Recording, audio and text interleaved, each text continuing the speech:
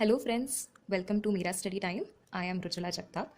तो आज मैं आपसे मैथ्स 2 यानी ज्योमेट्री सब्जेक्ट के बारे में दो चीज़ें डिस्कस करने वाली हूँ। उनमें से पहली है क्वेश्चन पेपर का पैटर्न या फॉर्मेट, और उसी के साथ मार्किंग स्कीम यानी हर क्वेश्चन को किस तरह मार्क्स दिए जाते हैं। So let us begin. So starting with question 1A, यहाँ पर आपको MCQ यानी मल्टीपल चॉइस क्वेश्चंस पूछे जाते हैं।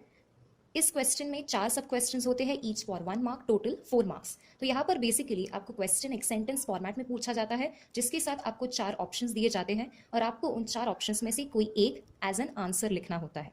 उसके बाद आता है क्वेश्चन 1B, जहाँ पर आपको 4 सब क्वेश्चंस पूछे जाएंगे, each for 1 mark, total 4 marks, और ये चारों क्वेश्चंस कंपलसरी क्वेश्चंस होते हैं। यूजुअली ये क्वेश्चन में ऐसे सम्स या ऐसे क्वेश्चंस पूछे जाते हैं जिनके लिए आपको ज़्यादा से ज़्यादा 2 या 3 स्टेप्स की ज़रूरत पड़े। So then comes question number 2A, जहाँ पे आपको एक्टिविटीज़ पूछी जाती हैं। टोटल 3 क्वेश्चंस होते हैं, उनमें से आप कोई 2 क्वेश्चंस यानी एक्टिविटीज सॉल्व कर सकते हैं, each for 2 marks, that is total 4 marks.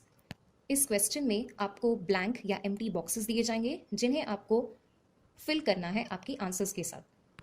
क्योंकि यहाँ हर एक्टिविटी 2 मार्क के लिए है, तो हर एक्टिविटी क्वेश्चन में आपको 4 बॉक्सेस दिए जाएंगे जिन्हें आपको फिल करना है। Then comes question number 2B, जिसमें टोटल 5 सब क्वेश्चंस होंगे, जिनमें से आपको 4 सॉल्व करने हैं, each for 2 marks, that is total 8 marks.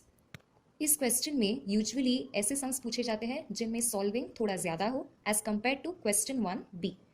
Moving ahead, question 3A आता है। तो यहाँ पे वापस आपको एक एक्टिविटी सॉल्व करनी है। यहाँ पे आपको एक ऑप्शन है, 2 में से कोई एक एक्टिविटी आप सॉल्व कर सकते हैं, और यहाँ पे 1 activity is for 3 marks. So here आपको 6 बॉक्सेस यानी 6 ब्लैंक या एम्प्टी बॉक्सेस होंगे जिन्हें आपको फिल करना है। उसके बाद आता है क्वेश्चन 3B। यहाँ पे वापस आपको 3 सब क्वेश्चंस पूछे जाएंगे, जिनमें से आपको 2 सॉल्व करने हैं, each for 3 marks, total 6 marks. अब ये जो क्वेश्चन है, यहाँ पॉसिबिलिटी होती है कि आपको थ्योरम्स पूछे जाए। सो यूजुअली आपको एक स्टेटमेंट दिया जाता है जिसे आपको आइडेंटिफाई करना होता है, और as an answer theorem along with the figure आपको बनानी होती है। So this basically completes the first half of your paper. तो टोटल 29 मार्क्स का पेपर आपका यहाँ तक खत्म हो जाता है।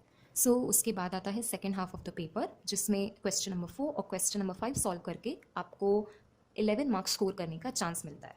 तो यहाँ पर इन दोनों क्वेश्चंस को मिला के जो सेक्शन बनता है, उसे यूजुअली हॉट सेक्शन कहते हैं, क्योंकि यहाँ पर जो सम सॉल्व करने होते हैं वो टेक्स्ट बुक में से नहीं तो कहीं बाहर से पूछे जाते हैं। यानी इसमें आपने जो कंसेप्ट्स पढ़े हैं उन्हें यूज़ करके आपको सम सॉल्व करने हैं। तो अब क्योंकि यहाँ क्वेश्चंस टेक्स्ट बुक के बाहर से पूछे जाते हैं, तो इनका लेवल जो होता है वो थोड़ा सा टफ होता है, पर इसका मतलब ये नहीं कि we should be afraid of this questions या इनसे डर जाना चाहिए, ऐसी कोई बात नहीं है। अगर आप ठीक से सोचते हैं और आपको जो कंसेप्ट्स पता है उन्हें अच्छे से यूज़ करते हैं, तो आप ये सम्स ईजीली सॉल्व कर पाएंगे।